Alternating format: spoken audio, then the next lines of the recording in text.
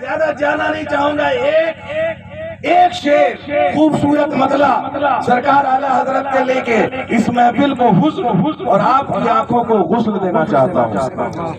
آپ فرماتے ہیں چمک تجھ سے پاتے ہیں سب پانے والے. چمک تجھ سے پاتے ہیں سب پانے والے. میرا دل بھی چمکا دے چمکانے والے. میرا دل بھی چمکا دے چمکانے والے.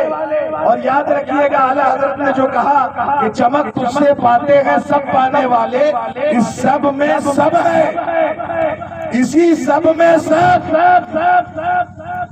صدیقین اسی سب میں, شہداء اسی سب میں, صالحین اسی سب میں, زکریا ملتانی اسی سب میں, محبوب الہی اسی سب میں, نظام الدین اولیاء اسی سب میں, وارث پاک اسی سب میں, صابر پاک اسی سب میں, جملہ بزرگان دین اسی سب میں, ہم اور آپ اسی سب میں. چمک تجھ سے پاتے ہیں سب پانے والے. لیکن کیا کہیے گا, اعتراض کر جاتے ہیں اعتراض کرنے والے. اعتراض کر ہی جاتے ہیں اعتراض کرنے والے. ایک نے کہا کہ یہ چمکانے کا کام جو آپ کہہ رہے ہیں کہ مدینے والے کرتے ہیں, یہ کام تو آسمان کا سورج بھی کرتا ہے. اور سورج بھی چمکاتا ہے تو سب کو چمکاتا ہے. ایسا نہیں کہ امیر ہے تو اس کے محل کو چمکائے گا, غریب ہے اس کو چھوڑ دیا جائے گا. وہ چمکاتا ہے تو وہ بھی سب کو چمکاتا ہے. چمکانے کے معاملے میں سورج مصطفیٰ جانے رحمت سے برابر ہو گیا. عاشق مصطفیٰ نے کہا ارے نادان مت بن, سورج تو چمکانے کا کام کرتا ہے. بات تو صحیح ہے کہ صوفی منہاج صاحب قبلہ اگر بیچ میدان میں عوامہ باندھ کر کھڑے ہو جائے تو ان کا عوامہ چمکے گا, چشمہ چمکے گا, جبہ پہنے تو جبہ چمکے گا, جناب والا ٹوپی پہنے ہیں تو ٹوپی چمکے گی, شیروانی پہنے ہیں شیروانی چمکے گی. لیکن شیروانی کے اندر جناب والا جو دل ہے وہ دل نہیں چمکے گا. جو مسجال حضرت کہتے ہیں میرا دل بھی چمکا دے چمکانے والے. میں آپ سے پوچھنا چاہتا ہوں کہ آپ کے صوفی منہاج کا, ہم اور آپ کا جتنے لوگ ہیں, دل کہاں ہوتا ہے؟ ارے جبہ باہر ہوتا ہے, پگڑی باہر ہوتی ہے, شیروانی باہر ہوتی ہے, عوامہ باہر ہوتا ہے. لیکن یہ دل ایک چمڑا ہے, چمڑے کے نیچے گوشت ہے, گوشت کے نیچے ہڈی ہے, ہڈی کے نیچے پرت ہے, اور اس پرت کے اندر دل ہے.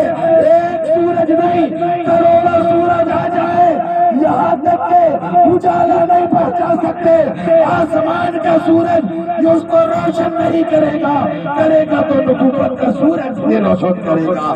اگر کوئی دل چمکا سکتا ہے تو وہ نور مصطفیٰ کا اجالا نکلا. بہت چمک تجھ سے پاتے ہیں سب پانے والے. آخری بات, کوئی ضروری نہیں ہے کہ 1 گھنٹہ تقریر کرو, 5 منٹ ہو, کام کی بات ہو. مرنے کے بعد ماں باپ کے 5 حقوق ہیں. پہلا حق جو ہے وہ یہ ہے جو آج کر رہے ہیں, دعائے بخشش, دعائے مغفرت, محافل سجانا ایصال ثواب کی.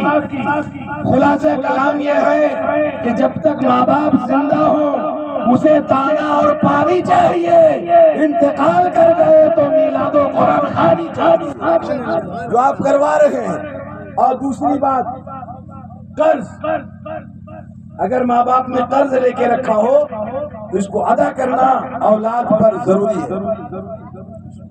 قرض آپ اس کو ادا کریں, بلکہ امام صاحب کو اعلان کروانے سے بہتر آپ خود اعلان کریں قبرستان میں, میرے ماں باپ نے کسی سے جو کچھ قرض لیا ہو میں اس کا ذمہ دار ہوں, اس کو ادا کروں.